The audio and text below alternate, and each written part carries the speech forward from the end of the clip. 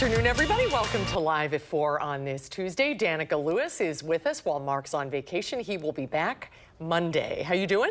Not too bad. I would swap our weather for his, though, I think. Oh, I know. It's cold outside today, It is. isn't it? Did the temperature drop? It feels like it. It does feel like it, yeah. We'll get a check on the weather in just a second. Here's what's making news on this Tuesday.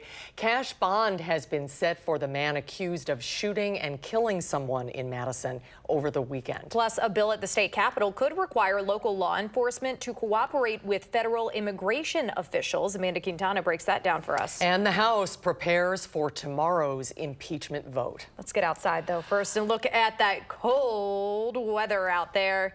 It kind of looks cold. It was a little dreary out there today. The weather words of the day: brief cold snap.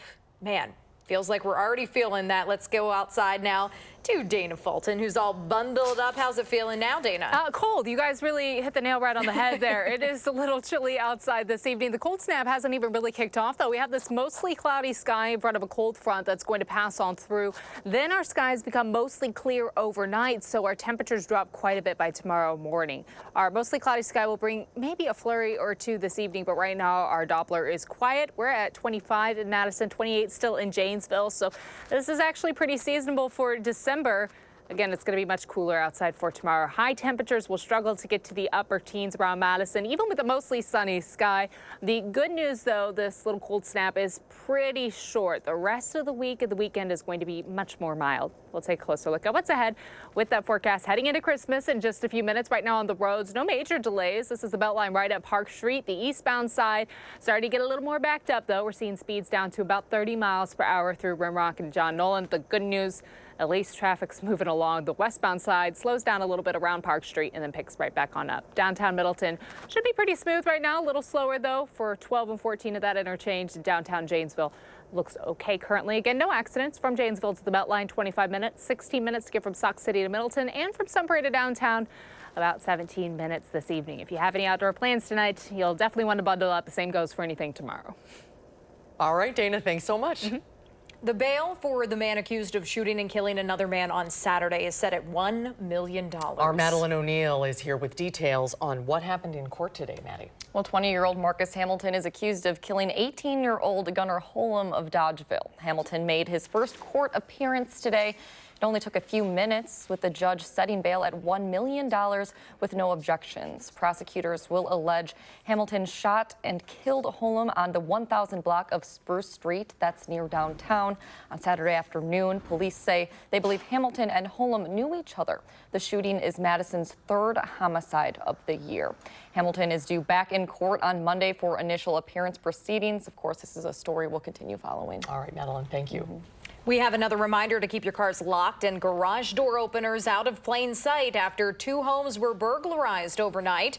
This happened around 2 a.m. along Comanche Way on Madison's north side. The homeowner ran into 2 burglars in his home, then chased them back to their car. And while they were getting away, another suspect was stealing the neighbor's car. That neighbor had left the car unlocked, according to police, and police believe the criminal got into the house using the garage door opener before taking the victim's purse and keys.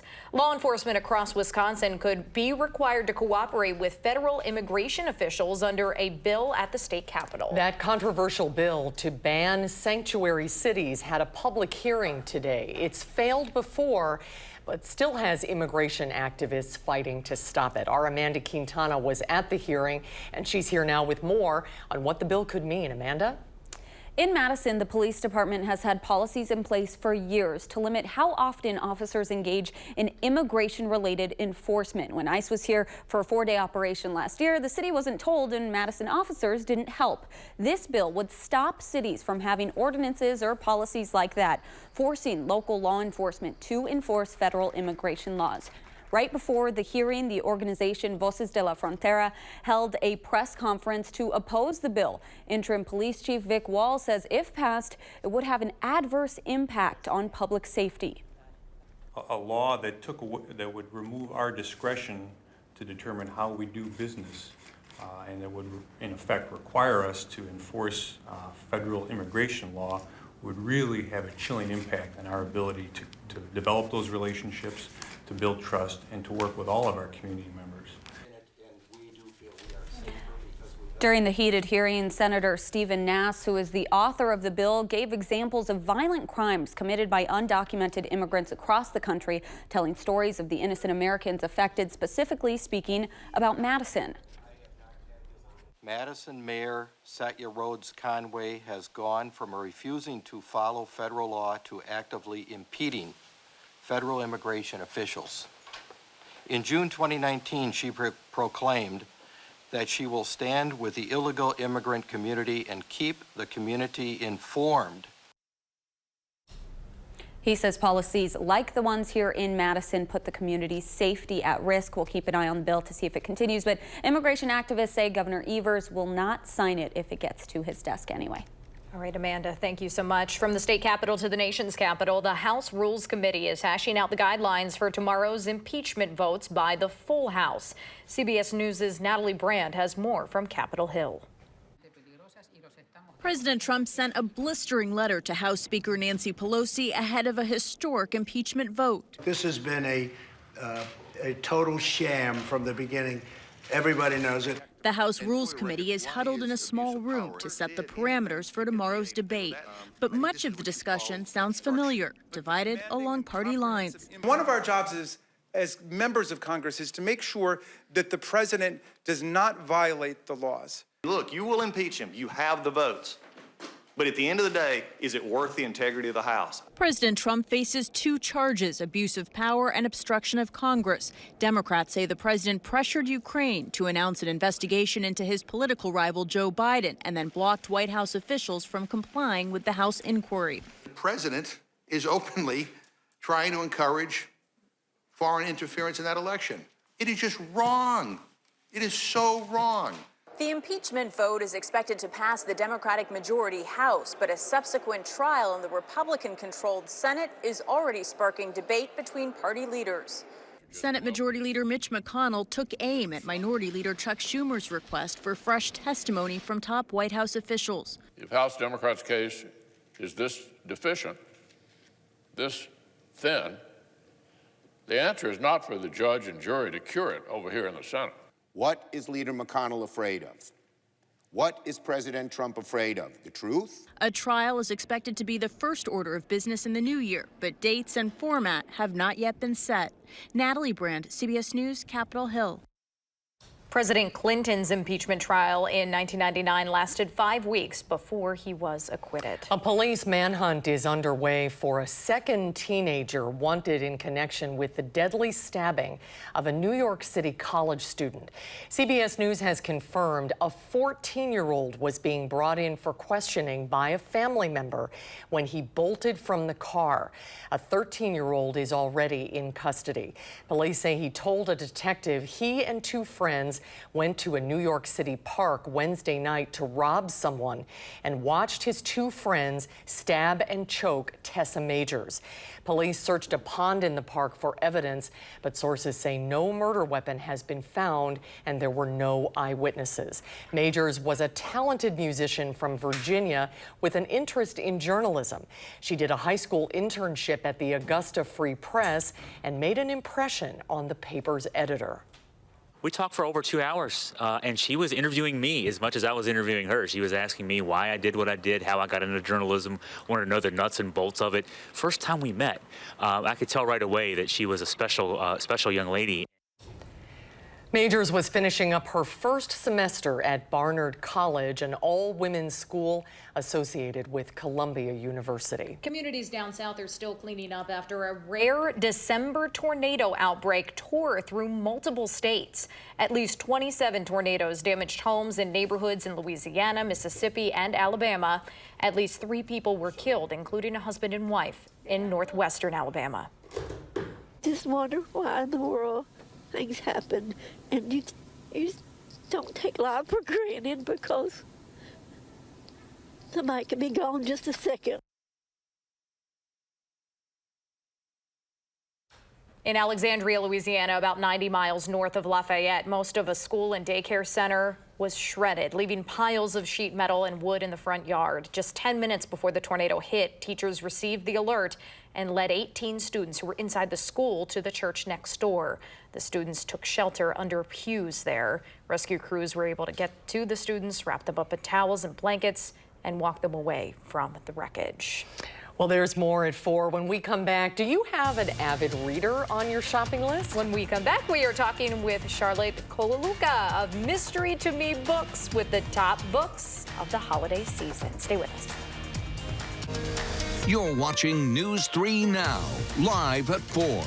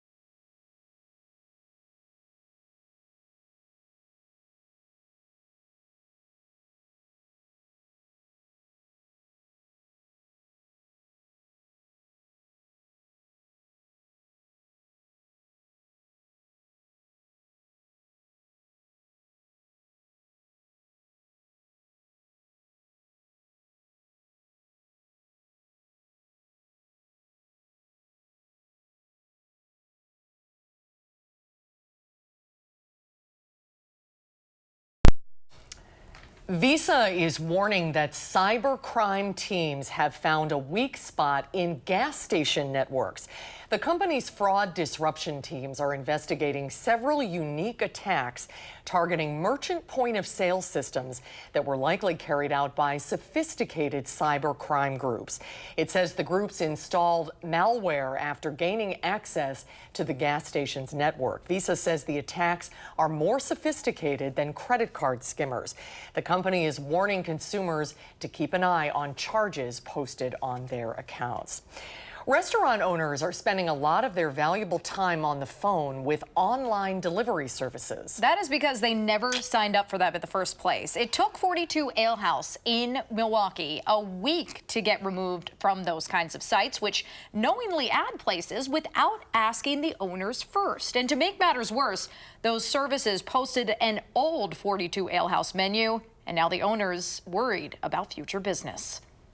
See an old menu on there and think like, oh man, are like hundreds of people going to try and order this item? Are thousands of people going to try and order this item? It's super frustrating. You want to serve your customers the best that you can, and you feel like you can't do that all of a sudden because you've lost control of the situation.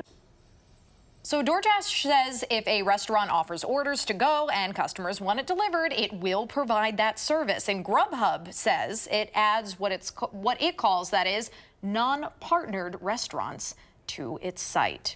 Advanced driver assistance technology like lane assist and adaptive cruise is designed to make cars safer. Right, but new research from AAA finds that people who regularly use those systems are far more likely to be distracted behind the wheel. Look at this video. This guy is asleep at the wheel, literally. Cell phone video in Boston captured this man snoozing on the freeway.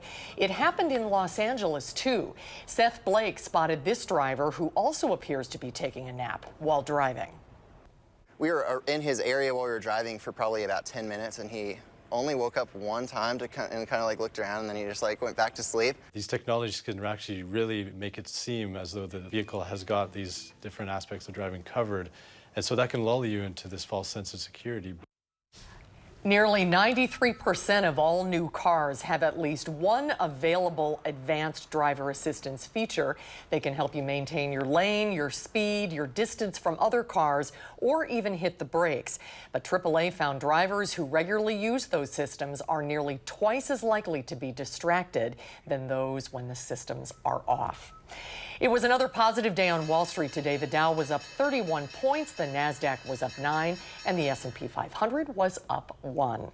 Well, the holidays are upon us, and so are a trove of wonderful new books. Charlotte Colaluca is the events manager at Mystery to Me Bookstore. She's here with some titles for all of the readers on your list. Welcome to Live at Charlotte. Fours. Hi, it's great to be here. We're happy to have you. Oh, we love books. Yeah, me too. Especially this one I here. really do, yeah. So what'd you bring today? I brought a lot of books today.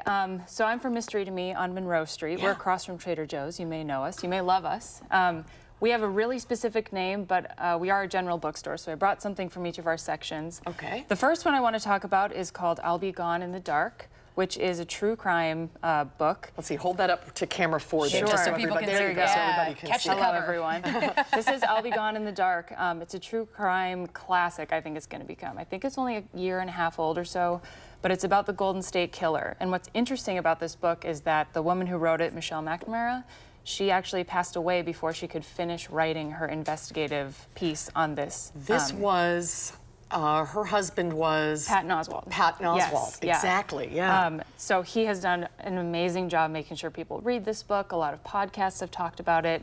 It's exquisitely written, and it's a shame that she never got to see all of her work come to fruition. But that's a really great book for the true crime lover in your life. Okay. Lots of those.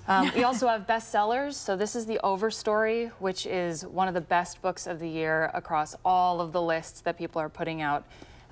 It's difficult to describe. It's an epic. It crosses centuries and centuries of family, but it's narrated by trees, which is very, very cool. Oh, that's very interesting. It is very interesting.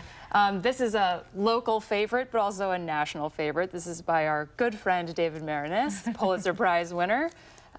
This is actually a memoir about his family. His father was blacklisted during the Red Scare, and they came out okay, but it wasn't an easy journey. That's a short version of that story. We've had David here on Live at 4, and I've actually read this, and I highly recommend it. Yeah. All right, recommended by every who's ever seen it, I think. So Yeah, he's a great guy. And then we have... we can pass him down, too. Thank you, thanks, appreciate it. For nonfiction, I brought Little Weirds, which is by Jenny Slate. You may know her as Marcel the Shell with shoes on, or the voice thereof. She also has a Netflix comedy special right now.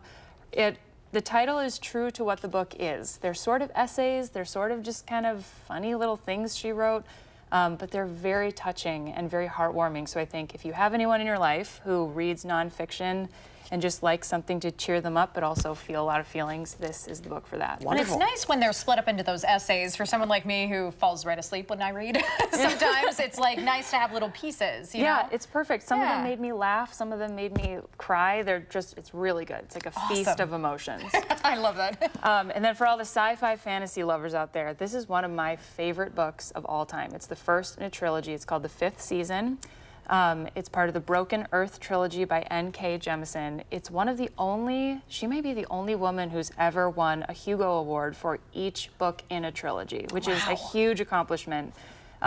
If you read Patrick Rothfuss or you're missing Game of Thrones, this is a good book to get for yourself or give to someone else. Okay, terrific. All right, almost done. No, it's all good. We're good. That's what we're here for. And then we can't forget the young adults who are big readers. This book is so bizarre and so weird, and I love to recommend it to people, especially when they're looking for a gift to give to someone, because it's something that surely people have not read before, which is really too bad. It's set in this really high fantasy fictional world. High fantasy is not really the right thing to say, but totally fabricated world where there are no monsters. But then a creature appears with the objective to fight monsters, and the girl, Jam, at the center of this has to figure out how to make people fight monsters when they don't think they even exist. So Wow. This is for what ages would you recommend? I'd say about 13 to 17 is a good age range for this book, and any adult companions who want to read alongside. Oh, and look then at this. for kids, we can't forget the little kids. This book has no words, which is really sweet for really little readers. And lovers of animals, particularly dogs. Stormy is a dog who needs a home, and that's all I'll say about it. Okay, terrific. No words, just no pictures. No words, just pictures, beautiful pictures, and it's good for anybody who loves animals or reading with kids. And then if you don't know what to get someone, you don't know what they like to read, it is the 50th anniversary of the moon landing. We love this book in the store. It's really wonderful. The pictures are awesome, and the writing is really good that goes with it. The foreword is by Buzz Aldrin. You can't miss. Right. It's a great gift. It's a good coffee table book right there. Yes, Yeah. absolutely. That's excellent. So those are my recommendations for this year, but if you didn't hear something you like, come on into the store and we can tailor it to your specific needs. Charlotte, thank you so much. Yeah. Great Thank you for having me. suggestions. Yeah. Happy New Year. And to you too. I know, Love the animals, love the dogs. Thank you so much. Of course, my pleasure. Well, there's more at 4. Later on, we'll hear about some of the top New Year's Eve travel destinations. And speaking of travel, the Wisconsin Badgers volleyball team is on its way to Pittsburgh for the Final Four. We'll hear from the players ahead of the match tonight at 5.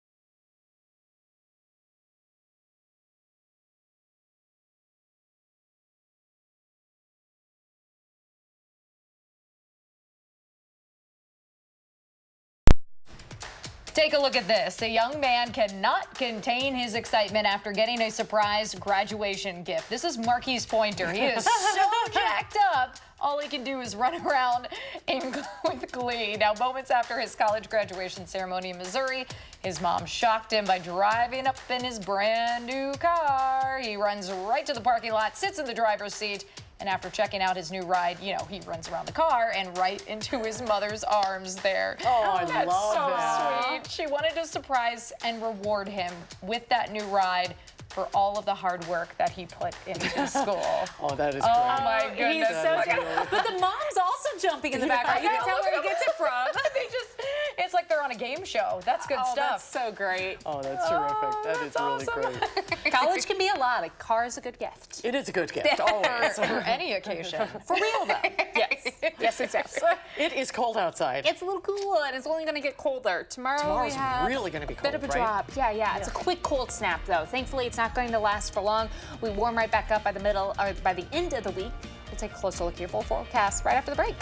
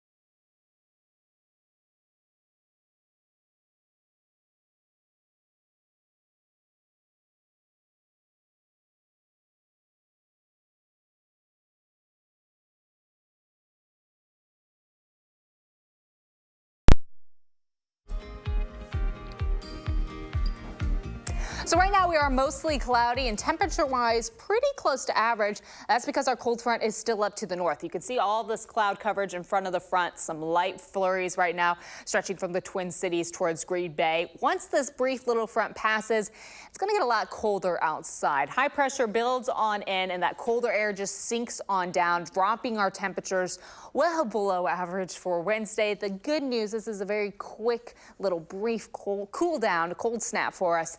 And then then we're expecting temperatures to climb right back on up for the end of the week and into the weekend. So milder conditions will return once we get through the colder air. Currently, the flurries again stretching from the Twin Cities to Green Bay. You can see that pretty clear line where the cold front is. So still to the north. That's why we're still so cloudy.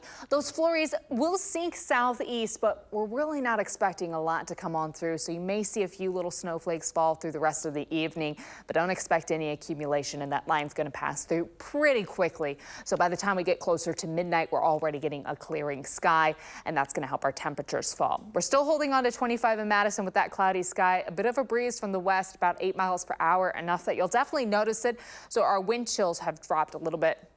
We're in the mid-teens as far as what it actually feels like outside, so it does feel a little chilly. Tomorrow morning, though, those wind chills are going to fall below zero, so even colder temperatures and even colder wind chills to start off the day. And by the afternoon, we're also expecting those wind chills to be pretty chilly outside. So the moral of the story, bundle up for Wednesday.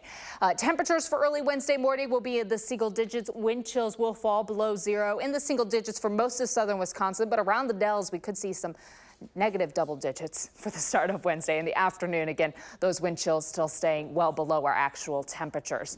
By the time we get towards 8:30, 9 o'clock, still a mostly cloudy sky. We may see a few light flurries, but the greatest chance is going to be north and east of Madison to see a few flurries come on through. Mostly cloudy skies become mostly clear by tomorrow morning. That clear sky helps our temperatures fall quite a bit into the single digits for early in the day with a breeze from the northwest. In the afternoon, high temperatures are going to struggle to climb to the upper teens. It's going to be a cool afternoon with mostly sunny skies. So we get a little bit of cloud coverage building in overnight. Partly cloudy heading into Thursday morning. So temperatures won't fall quite as much for Thursday morning, only dropping to the teens. And that's really where we should be for this time of year. We also get a little southern breeze, and that's going to help our temperatures climb right back on up. For Thursday afternoon, we're in the mid-30s. And then we climb right out of the 30s into the 40s for this weekend. So quite a warm up for the middle and end of December. Again, overnight lows in the single digits tonight, only 5 degrees to start off Wednesday in Madison, closer to the state line for Beloit and Janesville. Maybe go closer to 6 or 7, so you might get a few more degrees. Cloudy right now, some flurries possible in the next few hours, but then we get a clearing sky, and it's going to be colder as we head into tomorrow morning. Those temperatures won't start to drop really until we get a clearing sky. Tomorrow, mostly sunny, colder outside. Northwest breeze becomes southern by the end of the day, and that's going to help our overnight temperature stretching into Thursday. But 18 degrees in the afternoon. That's a little bit below average for us right now. And again, wind chills, the big factor, what it actually feels like outside. They will be dropping down to the single digits in the afternoon. 18 for Wednesday, and then we climb right on up into the weekend. Thursday, we're looking at highs in the mid-30s with partly sunny skies. A little more cloud coverage for Friday, variably cloudy skies with temperatures close to 40 degrees for afternoon highs. We stay in the low 40s for the weekend, and even into next week, our temperatures will stay in the 40s. It's not looking so great for a Christmas if you wanted a white Christmas, but if you have any outdoor plans for Christmas Eve or Christmas Day, if the tradition is trying to get a little bit of football in, temperature-wise, we'll be in a good spot, but it does seem like a little chance for rain will start to develop for Wednesday afternoon and evening, and that rain chance is going to carry us into Thursday. Temperatures will start to cool down a little bit. It seems like the trend stretching towards the end of next week brings us some cooler weather. But for the start of the week, heading the weekend and into the Christmas holiday, temperatures are going to stay in the 40s. I guess the good news, of course, lots of people hopping on the roads, myself included, over the weekend and heading into Christmas. So the road conditions should be pretty okay through the weekend and into, again, the holiday. That's good news. But after a high of 18 tomorrow, it's going to feel like 70. I know. 40 degrees? Yeah. We're going to see people running around the isthmus in shorts and T-shirts. I wouldn't put it past them. No, it's probably going to happen. All right, thank you, Dana. So when we talk about the best ways to get a good night's sleep, we often think about a mattress, but it might be just as important to consider what kind of pillow you have. If you're on a quest to find the perfect pillow, Consumer Reports just finished testing pillows from popular brands. Our Leah Lynchide has the story. What makes the perfect pillow? Could my pillow be your pillow? That depends on who you're asking. I'm definitely like a memory foam pillow type of person. It has to be cool. I hate it when my pillow gets really warm. A firm pillow is good. Consumer Reports tested nearly a dozen pillows from popular brands, including Sealy, Tempur-Pedic, and, of course, MyPillow. In our tests, we assess pillows based on how well they support the head and neck of both back and side sleepers of a range of sizes. And this resilience test measures the firmness of the pillows to determine how each one holds up over time. The pillows ranging in price from about $4 for this one from Mainstays at Walmart to $170 for this Tempur-Pedic consisted mostly of memory foam, polyester fibers, or a combination of both. If you want good support and a long-lasting pillow, you'll have to spend some money, but maybe not $170. CR found that some of the cheaper pillows did offer good support out of the box, but when it came to keeping their shape, many fell flat. In our tests, we found that pillows that were lower priced tended not to hold up as well as pillows that cost a little bit more. And even some pricier pillows, like the $40 MyPillow Classic and the $65 Casper, earned only fair scores for resilience. The best of the bunch, CR recommends the $60 Co-op Home Goods Premium Adjustable Loft Pillow. It's excellent for both side and back sleepers of any size. And it comes with an extra foam kit, so you can adjust the pillow to your liking. For News 3 Now, I'm Leah Lynchide. So one caveat from Consumer Reports, all of the recommended pillows except the top-rated Co-op pillow struggled to be more breathable. Sorry, I can't find my words here. I'm falling asleep. That's the one they just showed, the expensive one, the $60 one. For example, while Tempur-Pedic's $170 Cloud Breeze Dual Cooling Pillow did earn a Consumer Reports recommendation, it only scored fair for breathability. So you got to do your homework, apparently. I can just sleep anywhere, so it doesn't matter to me. Right on the ground. Exactly. So we know a lot of Badger fans were a little disappointed when Jonathan Taylor didn't win the Heisman this year. But the young man who did is making a very big impression and a big difference in his hometown. We'll tell you more about that when Live at 4 continues.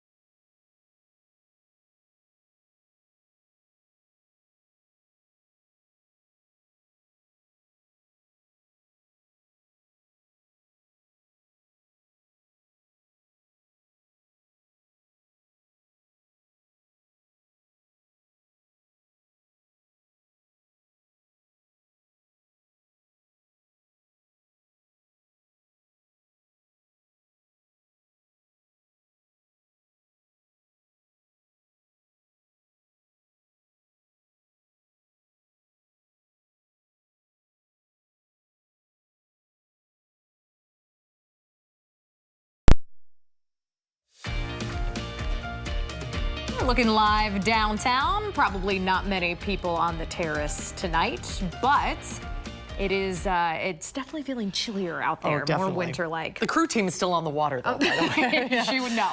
A few well-chosen words in the right time and place are bringing help to children who really need it. Tom Hansen reports on how an LSU quarterback has inspired an outpouring. Joe Burrow, Louisiana State University. When LSU quarterback Joe Burrow won the Heisman Trophy, fans in his hometown of Athens County, Ohio, went crazy. What came next was something no one expected. Burrow didn't just thank his family and teammates, he used the moment to spotlight those much less fortunate. Coming from Southeast Ohio, it's a very, very impoverished area, and the poverty rate is almost 2 times the national average. Burrow began his college football career at Ohio State after attending high school in Athens County. I'm up here for all those kids in Athens and in Athens County that, go home to not a lot of food on the table, hungry after school. The nation listened, and just hours later, donations started pouring into the local food bank, which serves 9,000 meals a month. What an incredible gift we have been given. Karen Bright is president of the pantry, which usually receives about $60,000 a year in donations. Since Burrow's speech, that number has skyrocketed, over 200,000 and counting. I, like a lot of Athens County, teared up. He's such a humble young man, and for him to think of this area. Burrow's 48 touchdown passes helped win the Heisman, but it was his shout out to Athens that made him a true hometown hero. Tom Hinton, CBS News, New York. Isn't that incredible? It's what a an great impressive young story. man. Yeah. All it took was a few words, but he knew when to say them, right? It's wonderful. Yeah, absolutely. So when we come back, it is almost time to usher in 2020. Can't believe it. I know. If you're looking to stay in Madison or maybe to travel somewhere to ring in the new year, maybe even Times Square, our travel expert has information on the best places to go for New Year's Eve when Live at 4 continues.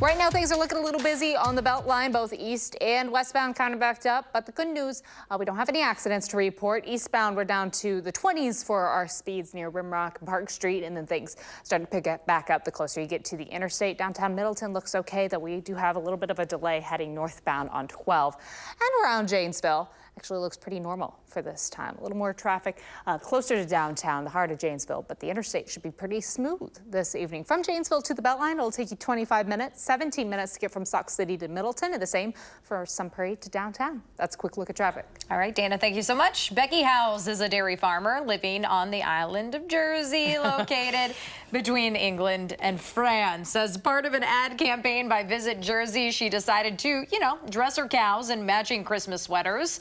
My, oh my, how did she get those on? Becky That's said a good question. Becky said it, and I quote, took a while to coordinate the right design. I don't know how she did that. I can barely get my own shirt on in the morning. Love it. That's good stuff. Well, it's hard to believe that 2019 is almost over. If you're looking for the best places to ring in the new year, our guest has some ideas. Christopher Parr is back with us. He is the CEO of Pursuitist.com. It's a Madison-based travel and leisure website. Nice to see you. Welcome back. Great to be back. Happy New Year almost. Yeah, so close. So let's talk about, you've got a whole bunch of ideas. What if you want to stay close to home and just stay here in Madison? So, what do you recommend? Ring in the New Year in Madison is a great destination. 3 hotels are having great New Year's Eve parties. Hotel Red, the Edgewater, and the Concourse are all having great events.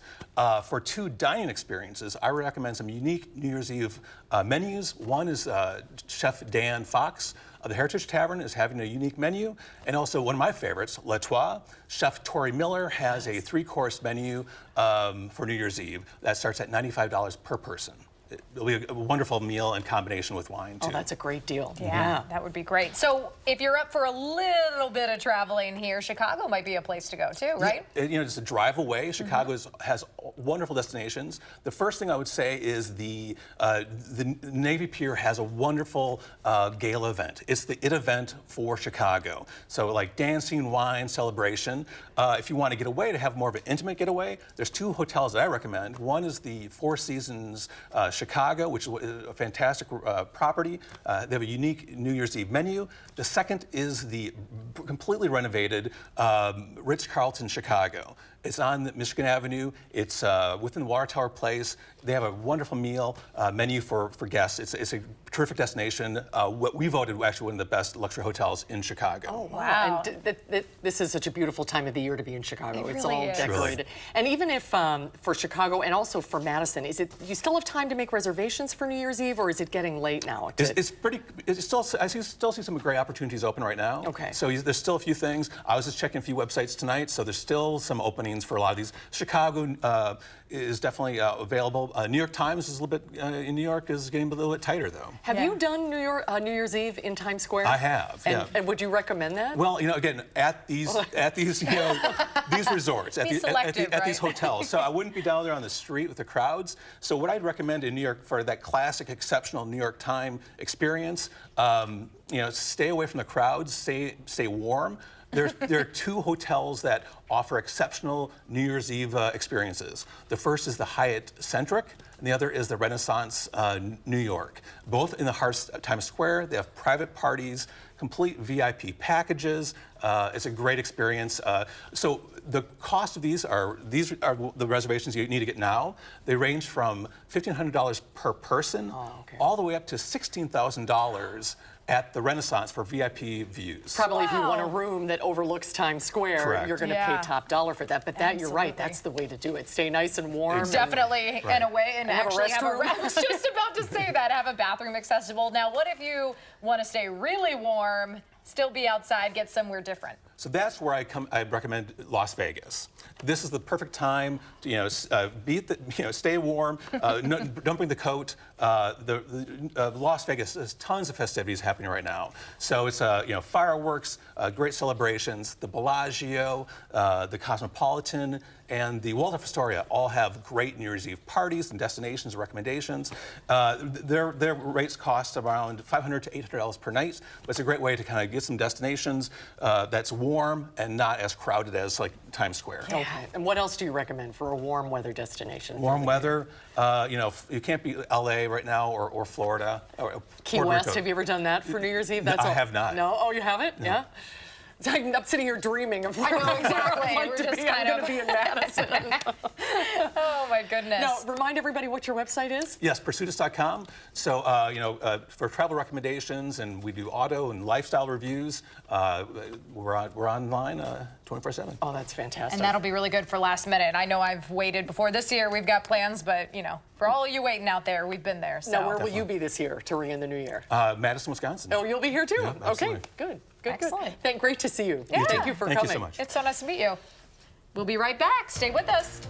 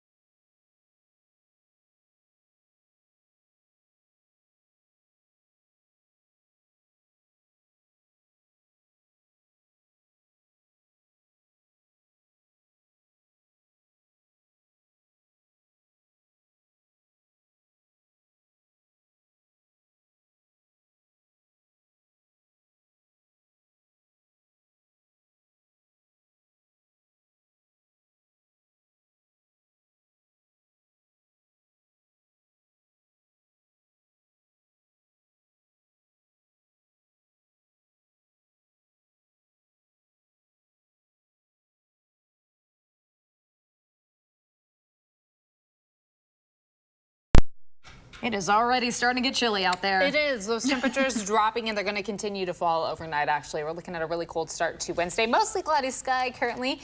If you're headed downtown at all, again, make sure you bundle on up. There are some flurries north stretching from the Twin Cities to Green Bay, but we don't really have much in southern Wisconsin right now. Temperature-wise outside, we're still holding on to 25 in Madison, 30 in Mineral Point, and 28 in Janesville. Tomorrow it is going to be much cooler outside. We're going to start the day off in the single digits in Madison. High temperatures in the afternoon will hop up to the teens under a mostly sunny sky. The sunshine just not helping us out too much. Hitting 18 in Madison along the state line will be a little closer to 20 degrees. And then in the teens also really stretching around Sauk City, Sun Prairie. You go further north, it'll be closer to about, 12 to 15 degrees for afternoon highs. Now, this is the only day that we have a cold snap for Wednesday. The rest of the work week and into the weekend is going to be much more mild. In fact, we're going to be well above average, and that continues through the Christmas holiday and even into the end of next week. So the 40s are right around the corner. We just got to have a little December weather before we backtrack a little bit and get some October weather in. Just tomorrow we have to get through. That's going to be a tough one. Then it'll be smooth sailing. Yeah, that'll be really nice by the weekend. All right. Don't get sick. The temperature bounces always get me sick. So that's true. Yep. All right. Thanks, Dana. Thanks, Dana. Well, tomorrow on Live at 4, our friend Lisa Briggs will be here with some holiday craft ideas. And we will sit down with a retail expert to see just how much the holiday shopping season has changed with the emphasis on online purchases. We'll be back right after this.